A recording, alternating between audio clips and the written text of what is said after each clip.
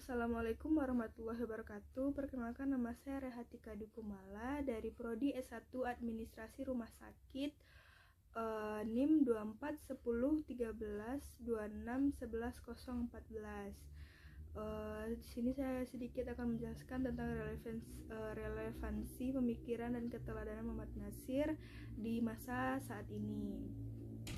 Muhammad Natsir merupakan seorang ulama, negarawan, dan tokoh perjuangan bangsa Indonesia.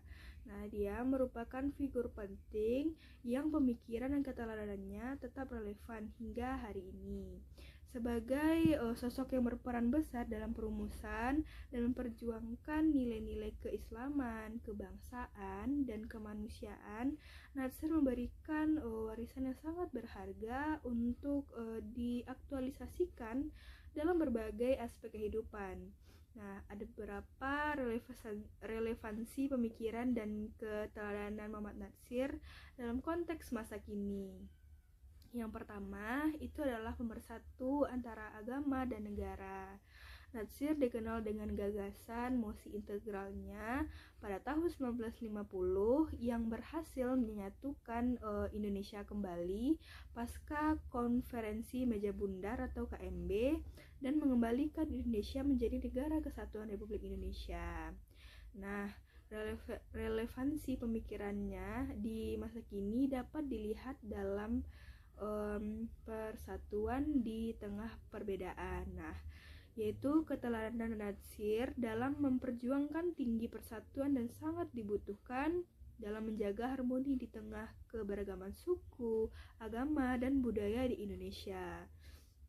Terus, Islam dan kebangsaan. Nah, pemikirannya itu menunjukkan bahwa Islam tidak bertentangan dengan nilai-nilai kebangsaan. Nah, hal ini menjadi relevan untuk mengikis polarisasi antara kelompok, keagamaan, dan nasional. Nah, yang kedua itu tentang keikhlasan dan keteladanan pemimpin. Muhammad Natsir adalah contoh nyata seorang pemimpin yang tulus, sederhana, dan jauh dari kepentingan pribadi. Di masa sekarang, itu contohnya pada kepemimpinan berintegritas, terus anti korupsi. Yang ketiga itu tuh pendidikan sebagai pondasi bangsa. Nah, Natsir menaruh perhatian besar pada pendidikan, terutama pendidikan Islam. Nah, beliau mendirikan Persatuan Islam dan aktif dalam membangun sistem pendidikan yang memadukan ilmu agama dan ilmu umum. Nah, relevansinya saat ini yang pertama itu adanya integrasi pendidikan. Nah, sistem pendidikan berbasis integrasi atau ilmu agama digabung dengan menggunakan ilmu pengetahuan. Metode menjadi solusi atas tantangan era globalisasi. Terus pembangunan SDM berkualitas. Nah, pemikiran Natsir relevan dan membangun generasi muda yang cerdas secara intelektual dan berkarakter. Nah, yang keempat itu ada dakwah bilhal. Nah, di mana dakwah ini melalui tindakan Natsir percaya bahwa dakwah tidak hanya melalui ceramah, tetapi juga melalui tindakan nyata atau dakwah bilhal. Nah, hal ini tercermin dalam yang pertama itu memperdayakan umat, yang kedua itu kontribusi positif di tengah masyarakat. Nah, yang kelima ada tentang hubungan internasional yang adil.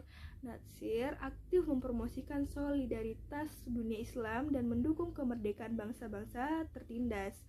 Dalam konteks globalisasi saat ini, itu tuh ada kerjasama antar bangsa. Nah, pemikirannya relevan untuk membangun hubungan internasional yang berdasarkan keadilan dan kesetaraan. Nah, selanjutnya itu ada peran Indonesia di dunia Islam. Nah, Indonesia dapat mengambil inspirasi dari Natsir untuk menjadi motor penggerak perdamaian dan persatuan dunia Islam.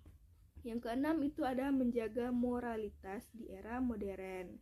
Nah, dengan perkembangan teknologi dan informasi, tantangan moral di era digital semakin kompleks. Nah, pemikiran Natsir yang menekankan akhlak mulia sangat relevan untuk yang pertama itu tuh menanamkan nilai-nilai Islam. Nah, yang kedua itu filter sosial dan media. Nah, dari kesimpulannya yaitu pemikiran dan keteladanan Muhammad Natsir tetap menjadi sumber inspirasi di tengah tantangan zaman.